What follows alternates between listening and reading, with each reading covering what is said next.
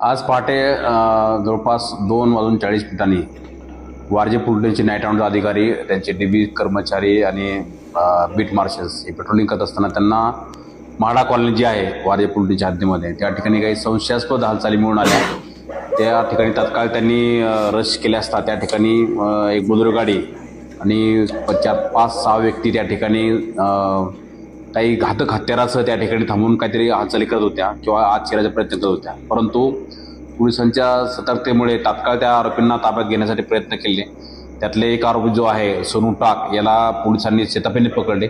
बाकी जे कर्मचारी बाकी जे आरोपी आहेत ते अंधाराचा फायदा घेऊन त्या ठिकाणी गायब झाले। परंतु एक जो मेन आरोपी आहे सोनू कपूर सिंग टाक याला पोलिसांनी ताब्यात घेतले आहे। परंतु त्या घटनास्थळावरून एक बोलेरो गाडी 5-6 जे सॅक होत्या त्या सॅक आणि त्या सॅकमध्ये जी घरफोडी करण्याचं किंवा दरोडा टाकण्याचं साहित्य, त्याच्यामध्ये गॅस कटर असतील, ड्रिल मशीन आहे, हातोडा आहे, स्क्रूड्रायव्हर्स आहेत किंवा कटर्स आहेत, सब्बल किंवा पहार म्हणतो असे लोखंडी, असे खूप घातक हत्यारं त्या ठिकाणी घेऊन त्या ठिकाणी ते दरोडा टाकण्याचे प्रयत्न होते।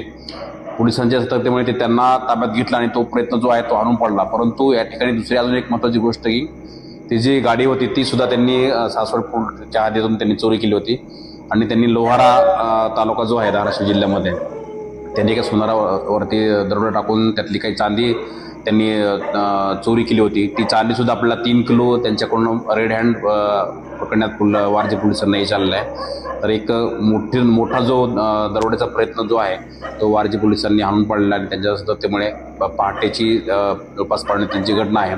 त्यातला जो आरोपी आहे तो अडकच आहे। बाकीचे आरोपीसुद्धा अटक करण्यासाठी पोलिसांची टीम प्रयत्नशील आहे आणि लवकरच त्या आरोपींना पण अटक केलं जाईल। आणि अजून यांचा काही प्रयत्न होता का, कुठं काय यांनी काही बाकीच्या दरोडे टाकलेत का किंवा असे प्रकारचे गुन्हे आंतरराज्य किंवा आंतरजिल्हा ह्याच्यामध्ये काही गुन्हे केलेत का, त्याच्यामुळे तपासामध्ये बाकीच्या सर्व गोष्टी निष्पन्न होतील। त्यांच्यावर दरोड्याचे प्रयत्न आणि आर्म्स आणि जो नवीन BNS 111 हे जे आहेत ऑर्गनाइज क्राईमचं हे सेक्शन्स खाली त्यांच्यावरती गुन्हा दाखल केलेला आहे। पुढील तपास वारजे पोलीस स्टेशन करत आहेत। हे सर्व आरोपी रेकॉर्डचे गुन्हेगार जो आरोपी पकडलेला आहे त्याच्यापूर्वी 7 ते 8-9 प्रकारचे असेच प्रकारचे गुन्हे आहेत आणि तो बेलवर आता होता। परंतु हे सर्व जे गुन्हेगार आहेत ते एकदम ड्रेडेड गुन्हेगार त्याला म्हणता येईल किंवा सराईत गुन्हेगार आहेत आणि असे दरोडे टाकण्याच्या याच्यामध्ये ते सराईत आहेत। परंतु एक मोठी घटना जी आहे दरोड्याची हे पोलिसांच्या सतर्कतेमुळे नक्कीच टाळता आली आणि जे त्यांनी दरोडा टाकला होता लोहारा तालुक्यामध्ये धाराशिव जिल्ह्यामध्ये तर ते त्यातले सुद्धा काही आपल्याला